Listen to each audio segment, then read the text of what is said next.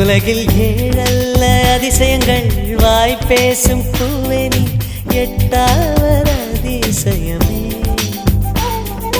வான் மிதக்கும் கண்கள், தேன் தெறிக்கும் கண்ணங்கள், பால் குடிக்கும் மதரங்கள் அதிசயமே. நங்கை கொண்ட விரல்கள் அதிசயமே.